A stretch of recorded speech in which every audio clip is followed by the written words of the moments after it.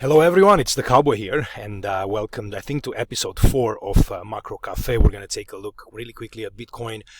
We're going to move on to oil, gold, the 10-year yields, S&P 500, dollar index. We'll do some rotations. We'll take a quick look at the famous GME stock. And all right, let's begin. So I'm not going to talk a lot about Bitcoin. You guys can check, again, my previous video that was done last week on Bitcoin and Ethereum technical analysis. So go to my channel there, scroll up, and you'll see the latest video. The next one is going to be next Saturday. So just a quick review in here. We're still thinking we're in some type of a fourth wave in here, possibly an intermediate one, with another move up higher here in this fifth to complete a larger third. So we're going to continue in here, I think, through a period of consolidation. This is probably going to take us to the middle of February before we can possibly make the next advancement up higher here in the fifth, followed by more correction, and then maybe another push up higher here after the half of the year. All right, so that's a quick review on Bitcoin. Let's go jump on oil and see where we are on there.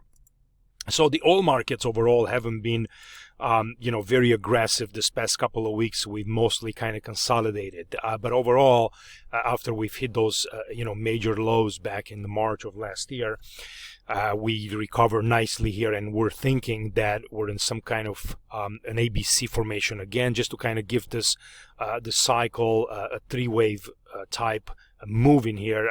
I have this as an alternate in a wave one for a possibility that this oil it's going to continue to rally much higher past 150, but until then I just kind of want to label it as a simple ABC corrective move, maybe back here towards about 78 to $80 mark. If you look here in terms of equality, if we were to equal the moves, we would kind of have to get a little bit higher, although this is not fully correct in here with $10.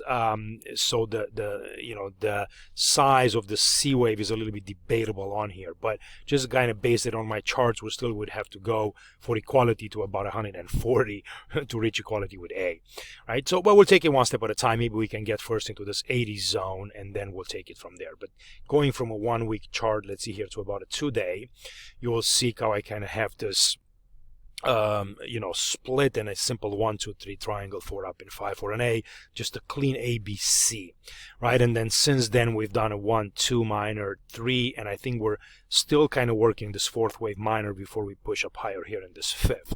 Now it could be that this fifth wave, this whole move in here, it's all of this wave C, and then we can correct lower at least back here to about 35 to 40, or this could be just the initial wave 1 of wave C, and that would be wave 1, a pullback here in 2, 3, 4, and 5. So going, let's say, to a 12-hour chart, you can see a little bit the internals on here where, we kind of corrected here in the simple A. You had this WXY here in B, then a sharp drop in C, just a nice clean corrective move. Then you follow with the 1, 2, 1, 2, 1, 2, 3, 4, 5, 4, and 5 for a third minor. This looks clearly corrective. We might drop a little bit. I don't think that this is fully developed just yet, or we might be near completion. A, B, C, X, A, B, maybe another push up higher in C to finish this drop in oil. Then we're going to push up higher in this fifth wave that will possibly match the size of this wave 1. So somewhere at about $50 to $60 level, I would expect the oil to kind of falter and then kind of stop a little bit and then come back, and again either do more of a sell-off back towards the 30 level, or this be a wave 1 followed by an ABC pullback in a wave 2, maybe back here to this fourth wave. Right, so I don't think there's a lot of upside back in oil, but I think we still got to get one more push on there. Right, so let's jump on gold and see what's going on in there. I have several counts. Let me start from this kind of larger perspective. I've talked about a couple of weeks ago too, but we're looking at gold to continue to push higher, obviously, with all the monetary policy, the fiscal, everything that's happening around the world in terms of kind of reopening the economy and throwing everything they have at it. I think gold should benefit. The only downside to the price of gold would be a rise in interest rates on the real yields, and I'll talk about it in a second here. But basically we're in a 1-2 formation in here, and we're looking much higher in gold. Again, the downside could be that this second wave is not complete, and this is just a wave A, that's a B, and we still got to drop down in C here of this 2 to finish the wave 2 actually, right? So that would be a 3 wave, 3 wave, so that's a flat. You come down here in the C wave, right, and then you rally up in gold. So another drop here to at about $900 to $1,000 in gold will be pretty painful, but you know, there is a chance that that could happen based on this setup, because that could be a wave A. This is a triangle in B here, and then you have your C wave up, and you take over up here, and then you can go into a running flat or an expanded flat if you get lower before you push back up higher. So that's pretty much the kind of the overall look. But if this wave 2 is complete and that's a 1 2 1 2, then we're looking much higher, and we're going to continue to, you know, I continue to favor flats. Are not for me you know, a thing that I favor until I start to see actual development on them, and I'm not, you know, I'm rarely playing them until after I see them, then they're being finished. So I want to recognize them first and not necessarily anticipate them, right? So kind of going back here to our main count, let me take you to about a 4-day chart. That's the idea here, right? That's a wave 2 low, and that's a 1 2, another 1 2 in here, followed by a 3, and we're still working the internals of this 4th wave.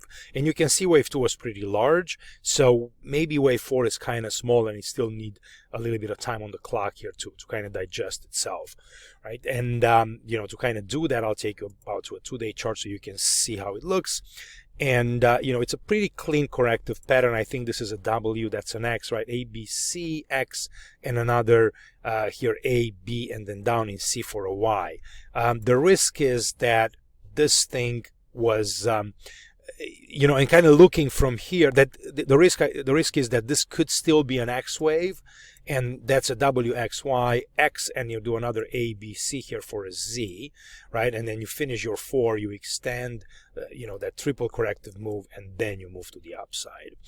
And the reason that is that this move from here, right, it's, you know, this move from here, it's, well, actually it's in 3 waves. It's not as clean to be in 5, and you have this more of a sideways pattern, right? And that's a 1 2 3 4 5. So that's your A, and that's your B in here, maybe a triangle, and that's your 1 2 3 4 5. So I still like to label this as a Y wave, not necessarily as an impulse. Now what happens from the lows here, it's interesting, because if it's an X wave, it's got to be, you know, in a 3-wave fashion, and I have issues kind of counting that as such. So if that's an A, that's a B, that's a C, right? That would be your first, let's say W or A, but that's an ABC. So, and then you would have your X wave in here, maybe in a triangle like that, and then becomes a 1 2 3 4 5, and that's your final move,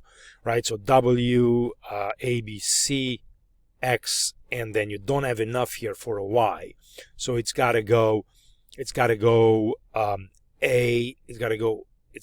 A, B, it can't, it's got to go A, B, C, X, A, B, C. That's the only other way that I can do that, right? Just got to go A, B, C, then that's an X in here, and that's another ABC, and that makes it an X wave.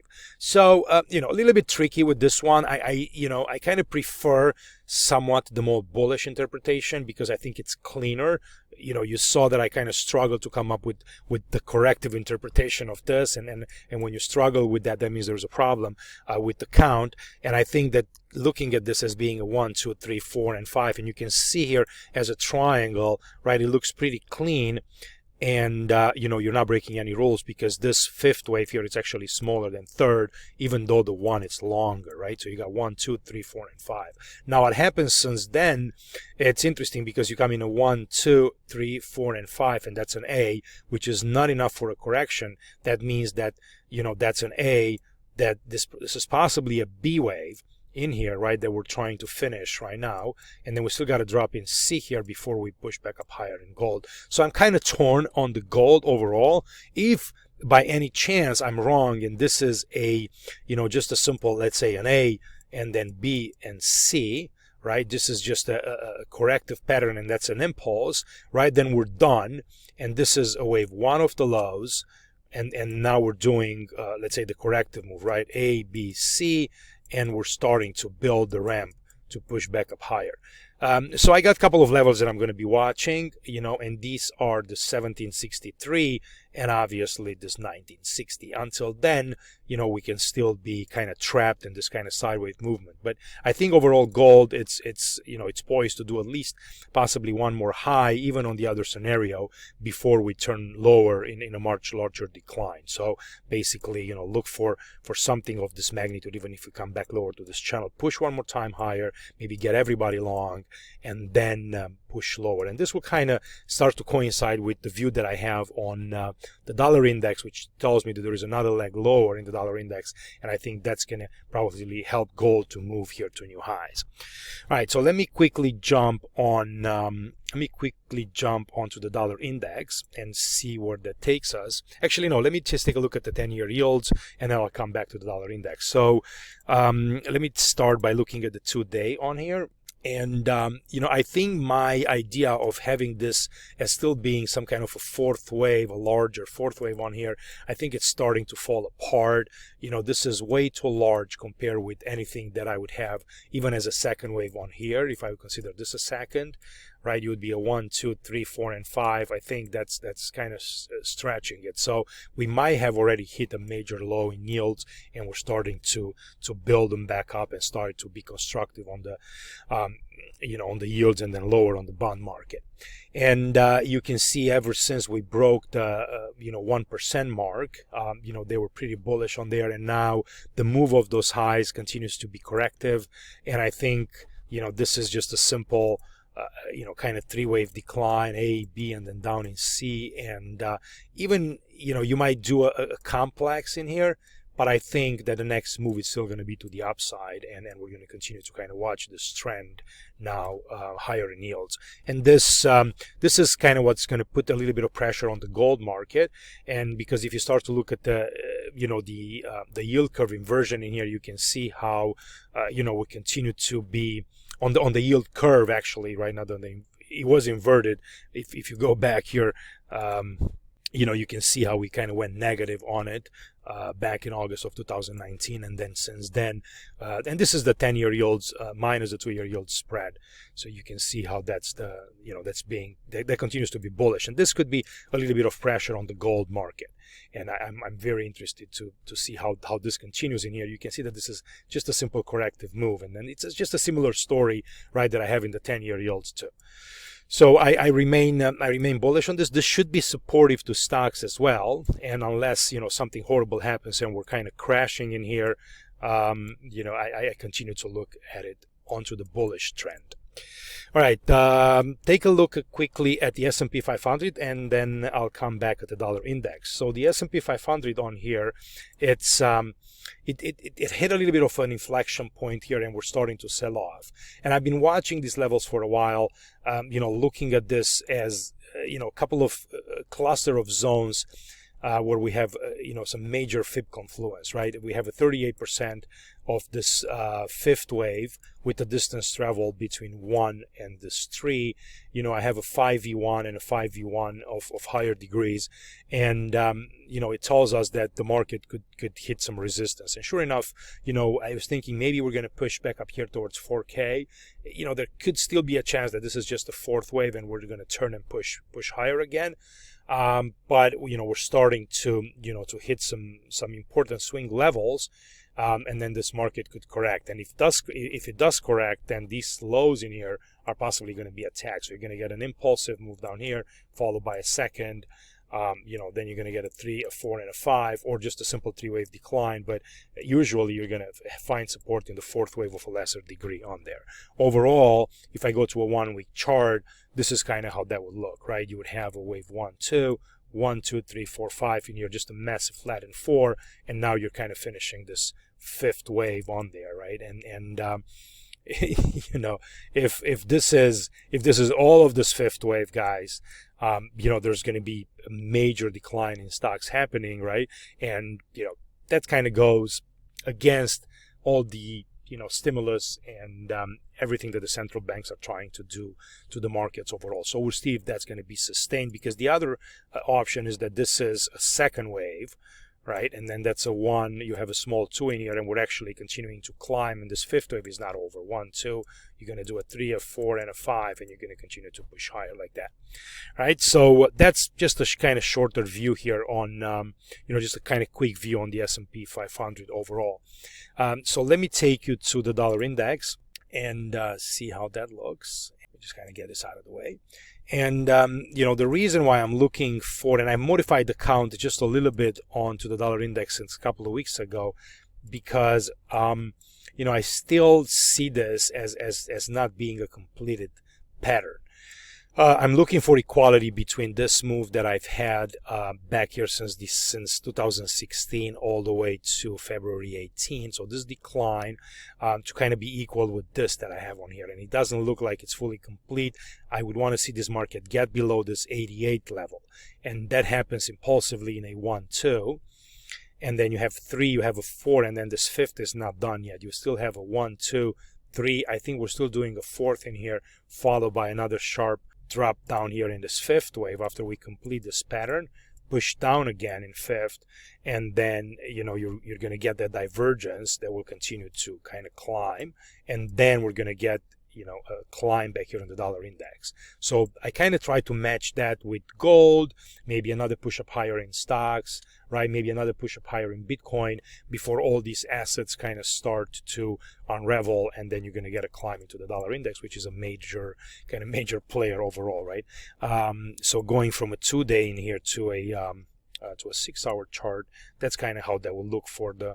Actually, let me go to a 1-day so you can see just slightly better, right? 1 2 1 2 3 4 1 2 1 2 no sorry 1 2 1 2 3 4 and an extended 5th here in 5 for a third, right? Then you get your 4 in here clean, then you get your 1 2 3, and then you're doing this 4th followed by a 5th. So that's kind of what I'm what I'm watching, and we'll see if this pans out. If this move is already over, right, that means that we are beginning to look higher here in 4th wave, and already the move already started. You have the divergence, and so that's the risk to discount that I'm wrong into considering that this 5th wave is complete, and that it's incomplete, and then we're starting to already to push up higher here. And the level that this would go to would be this kind of 4th wave back in here to at least. So that would be a massive dollar rally that's going to happen. Maybe that's just a 1, a 2, and then 3, 4, and 5, and kind of everything starts to unravel already, as you can see. Maybe the gold starts to go down, the S&P 500 goes down, Bitcoin goes down, and kind of all of them start to decline. So it's very important what happens, and I would definitely keep an eye on this. If we're starting to climb much higher here, so what I would do, actually, let me just take a look at this and pull my fib on here, and if this is a 3rd wave that is still developing, so 1 2, I would measure from here all the way down, right? And you can see that we're just below this 38%. And this is kind of the highest I would like to see a 4th wave to go. If it's a triangle, it's probably going to be at about 23%. So something like that, right? If we're starting to climb and hit this 50%, and then even the 618, I would start to be very worried that this is actually a return up higher in the dollar. So these are my triggers, right? Above 38%, I'm slightly worried, and above 50%, I'm kind of major worried that this is done. So and then you kind of have to switch the thinking into more of a return return of the dollar, right? Return of the Jedi. All right, let's take a look here at some rotations really quick and see kind of where everything is. And I've started this series, kind of last week, a couple of weeks ago, looking at how the other asset markets kind of move when I'm looking at Bitcoin as being kind of the benchmark, right? So if you can see where all these kind of asset classes are, and I have oil in here, I have the dollar index, I have gold, I have the S&P 500, and I have bonds, you can see kind of how they rotate against Bitcoin, right? And if I go, let's say, since we're back in 2020, but let me take you, this is a 1-day, let me take you to a 1 week so you can kind of see some of this stuff happened and where some of these assets were. And let me take you over to this is let's say 2020, right? Just in the beginning. Let me go and give you a little bit of a bigger look so you can see last 5 year and then for the last 5 years, and kind of see how how some of these asset classes move. So let me go here in 2018, right? And you have Bitcoin in the center. So, you can see how they're starting to improve in here, and then they're leading against Bitcoin. So, and you can go and watch what happened to Bitcoin back then. So this is, summer of 2018. And it's funny how, they're all moving together, and Bitcoin is kind of on a class of its own, right? So for whoever says that there's a correlation between them, it's not true. Bitcoin is a totally uncorrelated asset. As you can see from my rotations graph in here, right? Everything rotates, around it. And, based on considering a benchmark. But if they wouldn't be correlated with that, they would be if they would be correlated with it, they would be much closer to the benchmark. But you can see, to it, and you can see how they're actually rotating around it, right? So back in there, they were kind of, leading and outperforming. That's, let's say, the last months of 2019, you had Bitcoin being weaker, right? Then you're moving here into, when everything kind of crashed, right? There was a very good correlation between kind of all of them at the same time, because everything got sold, right? Then you had the moving bonds up there. You can see TLT, and you can see what happened to oil and how, from that major sell-off. So how much oil was actually lagging everything else. And then they start to kind of catch up to each other. Oil comes back, right? And, Bitcoin continues to outperform, but they're kind of, all in the same boat as we're moving into the summer and fall of 2020. And then, since then, look at Bitcoin, how, it started to catch up to kind of, outperform a lot, right? As we're moving into December 2020, and now we're in the into 2021, and I'm coming here towards the end. So Bitcoin, it continues to still be a big outperformer, but you can see how all these asset classes now are starting to kind of move up from here, right? So does this mean that Bitcoin is going to start losing and these classes are going to start to outperform Bitcoin? It's something to watch, definitely, but they're starting to pick up momentum against Bitcoin, which means that Bitcoin is weakening. And this is something that just kind of slightly worries me. We'll see. Let me take a look at the one-day chart, and you can see actually on the daily charts that they are, and for this I'm going to take the last 5 years and just going to go to a 1 year look, because it's easier for me to kind of see the rotation. But this is November, and we're looking here into December. They're all kind of in the same boat as we're kind of finishing off the month of December, right? They're all doing pretty well, and now they're lagging, right? Bitcoin accelerates towards the end of the month of December. All these asset classes are lagging Bitcoin. Doesn't mean that they're going down, it's just they're lagging. And then, as we hit the end of the month here and we're beginning January, you can see kind of how they're, let me just kind of make this a little bit bigger, but you can see kind of how they're turning and they're starting to push higher as Bitcoin starts to weaken and sell off. These other asset classes are starting to gain and to, improve against Bitcoin. And, now they're kind of outperforming Bitcoin. Let me quickly show you a little bit how, some of these classes actually perform against the balanced index fund in here, and show you where we are overall into the markets. And you can see up here how the commodities are still doing pretty well. The stock market, the total stock market is starting to weaken just slightly. And, you kind of had a little bit of a push here in the real estate, but we turned back. And now you can see how the dollar index is picking up a little bit of steam in here, and some of the bonds are also actually turning. So, for me, I kind of watch this because it's an interesting view of how things kind of revolve and how people move money from certain asset classes to the other, right? So you wanted to see where the positioning is in the overall markets, and this does not include Bitcoin. That's what I've showed you earlier, but this includes kind of the overall markets in general. And this is a 1 week. I'm going to do an update, for our room as we begin the new month, and kind of see where things are.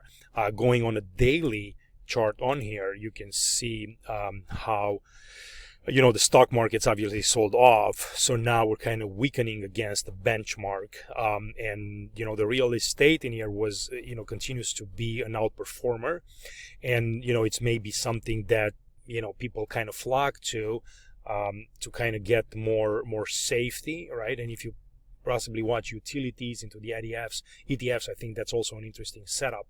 But you can see how we're rotating out of the stocks and moving into the real estate and into the bonds, which means that people, start to look for safety. So you can see the dollar index, government bonds here, and the investment grade corporate bonds with high yield bonds also. And we're kind of shifting out of the more riskier assets here, where you look at the commodities and the stock market in general, and you're shifting over to some of the more of the safety ones, right? This is the rotation. So kind of beginning November, and then you go here in December. Right now we're getting into the month of December, and we had that pretty good move into commodities and energy. And in stocks, you can look at ITOT there, how it's kind of leading, and now we're kind of weakening, all right? So this is something interesting to watch, and kind of going back to a 1 week chart, right, which takes a little bit longer. There could be here a move out of the stocks here for a while, and more into some of these safer assets. So again, this doesn't mean that we're pointing straight lower. We could kind of turn in here, come back again, because we're going to push one more time higher in the dollar and then move. But I think this rotation is starting to come, and markets are flashing some signs on there. Taking a look at these sectors and start with the weekly chart on here, you can see how the energy and the financials are still leading overall on the weekly basis, are still outperforming the S&P 500. That's my benchmark. But we're starting to kind of pick up steam here again in real estate and the utilities, and we're weakening in some of the other ones. And this is interesting to watch, because I think it's going to be a flight maybe towards safety, right? So you can see how people start to sell their energy and financials and materials, health, consumer index, consumer discretionary, and there is a move here in more in the communication sector, in the real estate, utilities, and kind of back into some of the tech stocks, right? So this is what's going on basically on the daily basis. And I'm going to make this a little bit smaller and go to a 1 year chart again, so you can see that rotation, right? Kind of coming back again since the beginning of December. Right, energy is not even on the chart; it's up there to the right. There you go, comes in and moves on into the month of November, right? I mean, look at those sectors, right? Energy and materials and financials after the elections, how they were, really, really nicely outperforming the markets overall, the S&P 500, and now we're getting a rotation back into some of the safety ones. So keep an eye on that, because that's something very interesting. Okay, I'm going to close off with this GME craziness and take a look at that stock. And full disclosure, you might hate me for this, but I did take a short position, and basically what I've done, I think that this is pretty much cooked.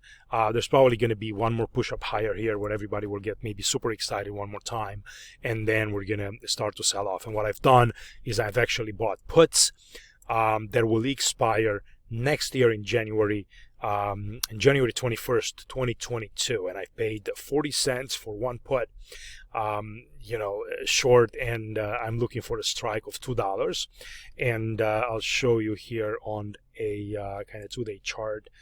This is where I think that this is going to go, and I could be totally wrong, but I think it's so cheap to buy these puts at these levels that it doesn't make any sense to buy calls. And I have a year, and I'm risking basically $40 for a put, with the chance of making, I don't know, 1,000%, or if not even more on that, if this market kind of falls apart and even if we're coming to 20, right? I don't have to hit my target of $2, that it's all the way up here. But even if you're coming from, 315 here, where you're shorting all the way back here, I think that's a pretty good bet.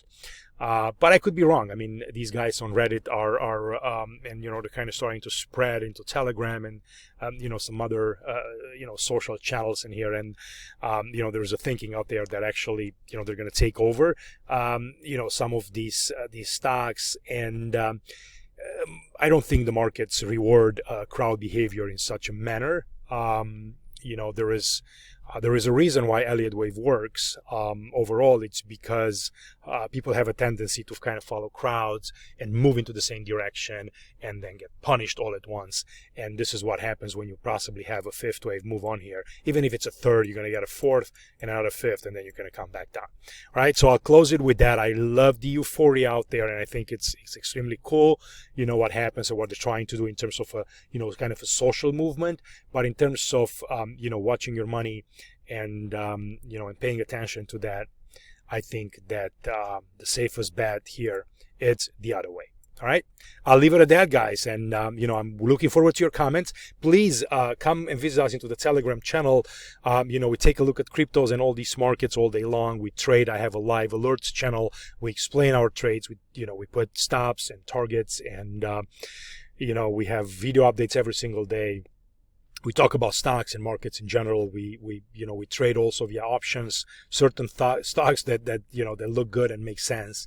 And then, we also have a stock portfolio in there, but we trade a lot of crypto as well, from Bitcoin to Litecoin to, Link and DOT and, Ripple is kind of on the sidelines right now, but Ethereum, it's something that we've done recently, in Bitcoin and, all of that. So come and visit us into the Pro Room, and I'll look forward to seeing you. Also, there's a public forum on there. You can see the links below. And I appreciate you watching. I'll talk to you in a couple of weeks. All right, bye-bye.